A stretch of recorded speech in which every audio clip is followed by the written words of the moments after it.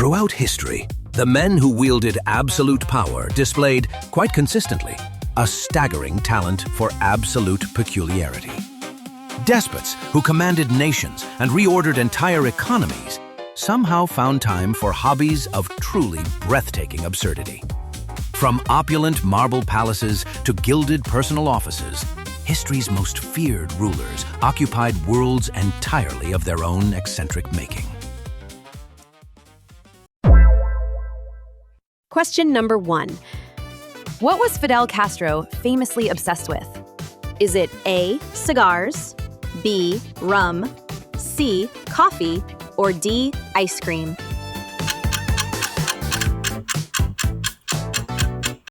The correct answer is D, ice cream. Castro craved ice cream. Castro's frozen dessert fixation drove him to build one of Latin America's largest ice cream parlors in central Havana. Copelia, his personal project, seated 1,000 patrons, all enjoying flavors he'd personally approved. A man who outmaneuvered the CIA evidently saved his fiercest campaigns for the dessert menu. Question number 2. What sport did North Korea claim Kim Jong-il mastered? Is it A, tennis, B, swimming, C, boxing, or D, golf?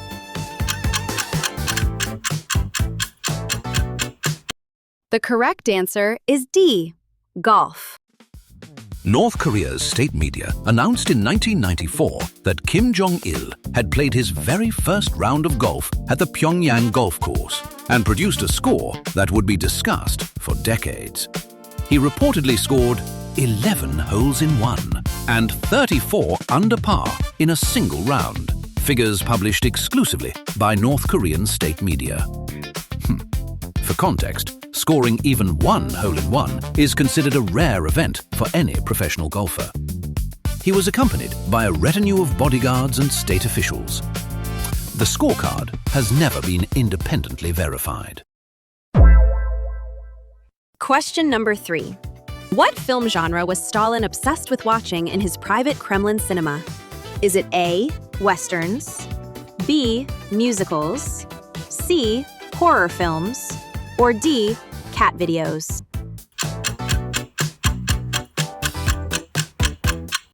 The correct answer is A, westerns. Joseph Stalin maintained a private cinema within the Kremlin, where he held late-night film screenings, attended, willingly or otherwise, by his senior officials.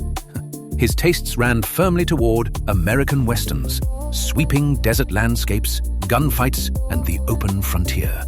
He viewed hundreds of films in this manner, reportedly with a particular appreciation for the director John Ford. Sessions frequently continued until the early hours of the morning. Question number 4. What activity was Mao Zedong obsessed with as a public display of vigor? Is it A, weightlifting, B, horseback riding, C, swimming, or D, extreme couponing?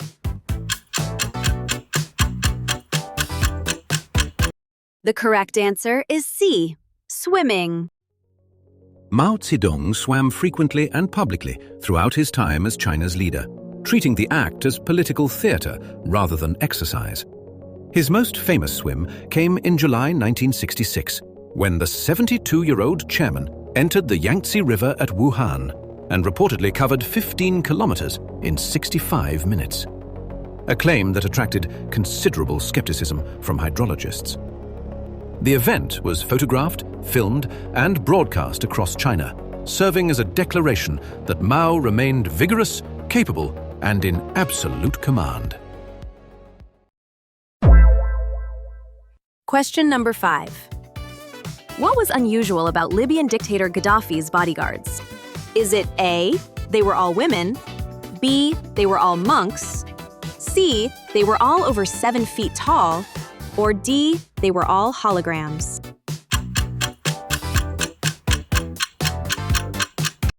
The correct answer is A, they were all women. Muammar Gaddafi's personal protection detail known as the Amazonian Guard, was drawn entirely from female recruits, hand-selected and trained in firearms and close combat. In predominantly conservative Islamic society, the arrangement carried a deliberate symbolic weight. An attacker killed by a woman was considered to die dishonorably. Gaddafi deployed the Guard at home and abroad, traveling with them to foreign summits and state visits. They were, by most accounts, genuinely formidable, not merely decorative. Question 6. What kind of book did Iraqi dictator Saddam Hussein write?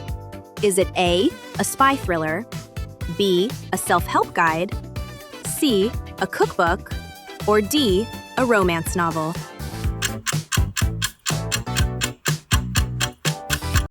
The correct answer is D, a romance novel.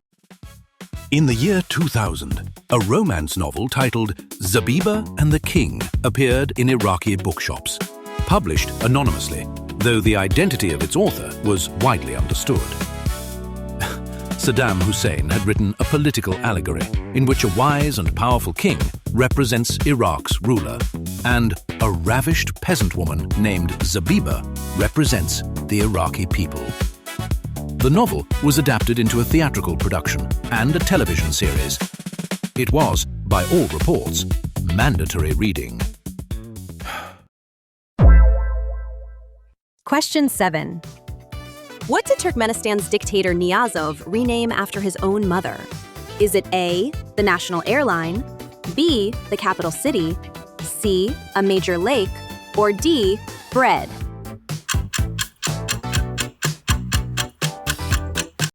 The correct answer is D, bread. Sapar Murad Niyazov ruled Turkmenistan from 1990 until his death in 2006, having adopted the title Turkmenbashi, meaning father of all Turkmen. He renamed the months of the year after himself and members of his family. Bread was rechristened Gurban Sultan by presidential decree in honor of his mother. Citizens were required to use this name exclusively. He also wrote a spiritual guidebook, the Runama, which was mandatory in schools and featured as an examination question for the country's driving license. Question 8. Enver Hoxha obsessively built hundreds of thousands of what across Albania? Is it A, clock towers, B, bunkers, C, swimming pools, or D, escape rooms?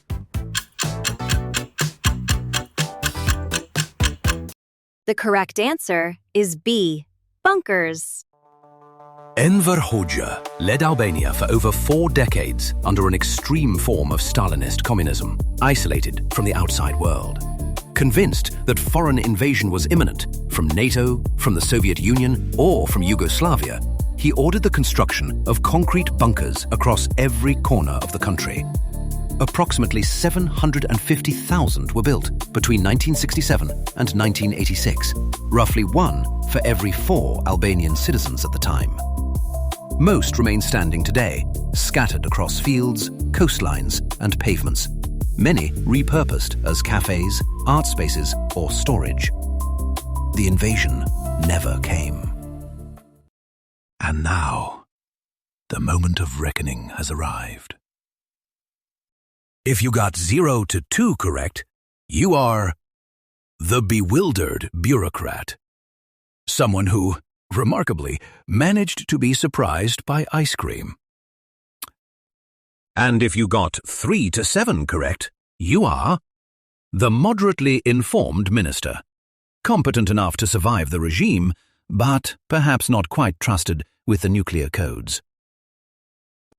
But if you got all 8 correct, you are the Grand Archivist of Eccentric Power, a formidable authority on history's most gloriously absurd corridors of command. And with that, we conclude our expedition into the wonderfully peculiar minds of history's absolute rulers.